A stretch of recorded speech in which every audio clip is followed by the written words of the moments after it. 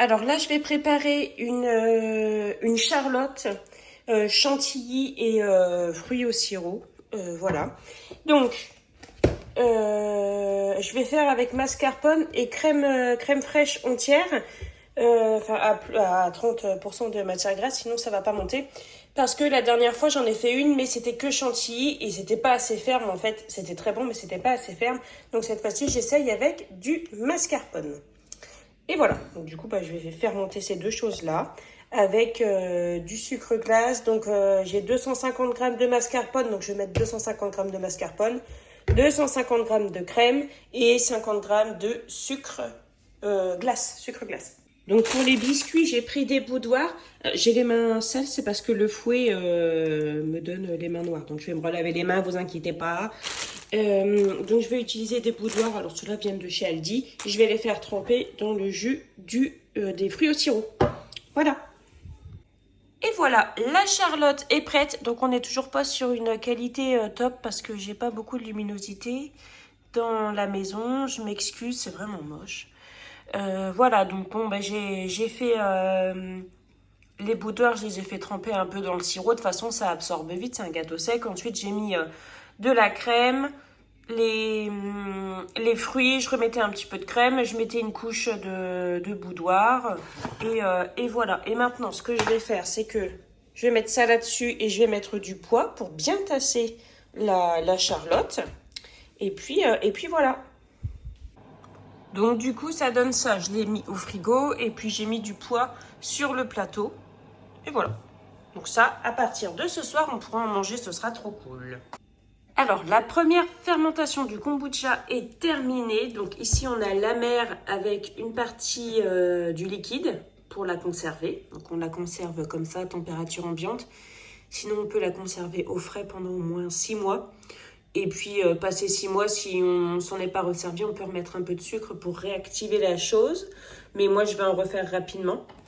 Et ici, c'est ma deuxième fermentation. Donc ça, c'est ce que je vais boire. Je ne l'ai pas mis dans une bouteille parce que j'ai plus de bouteille vous voyez, à fermeture mécanique comme ça. Donc du coup, j'ai mis dans un bocal, ce sera très bien. Et du coup, je rachèterai de la limonade en bouteille mécanique. Parce qu'en fait, ça coûte beaucoup moins cher d'acheter de la limonade en bouteille mécanique qu'une bouteille mécanique vide. Voilà, donc du coup, je ferai ça. Et voilà, donc là, je vais la laisser quelques jours pour la deuxième fermentation. Et là, ça va commencer à pétiller. Parce que c'est fermé, en fait. Voilà, donc les gaz ne s'échappent pas, elles restent dedans. J'ai aromatisé avec un petit peu de sirop à la pêche. Trop hâte de tester. Et du coup, j'avais sorti un deuxième plat pour faire une deuxième charlotte éventuellement. Mais en fait, non, j'ai eu juste assez. Donc ça, du coup, je vais le ranger. Donc pour ce midi, Thibaut veut un wrap. Donc j'ai fait un wrap avec, il est resté un poulet pané. Et il est resté 3 poitrines de porc du barbecue. Donc du coup, j'ai fait ça avec de la sauce barbecue et des petits oignons frits. Pas de crudité pour Thibaut. Mon Dieu, surtout pas. C'est dommage, mais... Ah, c'est abîmé ça. Bon. Hop. Pour nous, ce midi, on va faire des gnocchis. Donc, c'était des gnocchis que j'avais eu chez Noz en date courte. D'ailleurs, la date, elle est bien dépassée. 27 avril. Mais j'ai ouvert, ça sent rien du tout. La texture est bonne et tout. Donc voilà. Après, vous savez, moi, j'ai pas trop de mal avec les choses... en date dépassée, hein. Je sens toujours et tout. Si j'ai le moindre doute, je jette par contre. Mais là, pas de souci. Donc, je vais faire une petite poêlée avec des gnocchis. J'ai des courgettes et j'ai une aubergine. Et voilà, je vais faire ça. Je mettrai du fromage par-dessus. Je vais mettre un petit peu de sauce tomate. Ça sera trop bien. Je vais faire ça. Du coup, j'ai choisi cette sauce tomate parce que bon, si vous avez vu la vidéo avec un petit peu mon stock, vous avez bien vu que j'ai pas mal de sauce tomate à toutes les sauces.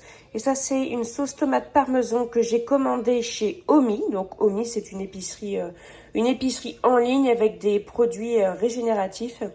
Donc si jamais ça vous intéresse de tester, vous avez 10 € offerts sur votre première commande avec mon code parrainage. Et vous avez un produit offert et la livraison offerte pour votre première commande.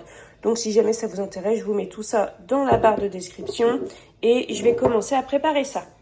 j'ai préparé les légumes. Donc ici, on a une petite courgette jaune du jardin, de la ciboule du jardin, une demi-aubergine que j'avais.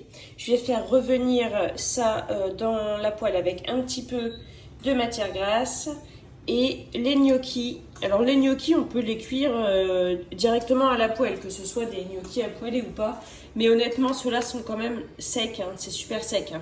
Donc du coup, je vais quand même les faire réhydrater à l'eau. Voilà. Il me reste ça en lardon au congèle, donc du coup, je vais les mettre aussi. Et puis voilà. Faut que j'arrête de dire voilà, moi. Faut vraiment que j'arrête ça.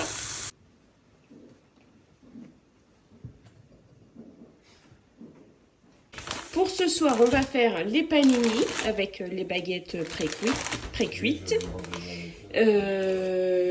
Donc, soit au jambon, soit au knack. Moi, j'ai envie d'en prendre au knack. Avec de l'emmental râpé pour ceux qui veulent. Des oignons frits pour ceux qui veulent. On mettra des tomates aussi. Mon mari va s'occuper de couper les concombres. On a 2 concombres du jardin là qu'on va couper et puis pour manger. Elle est grande ta gamelle d'eau. C'est bon?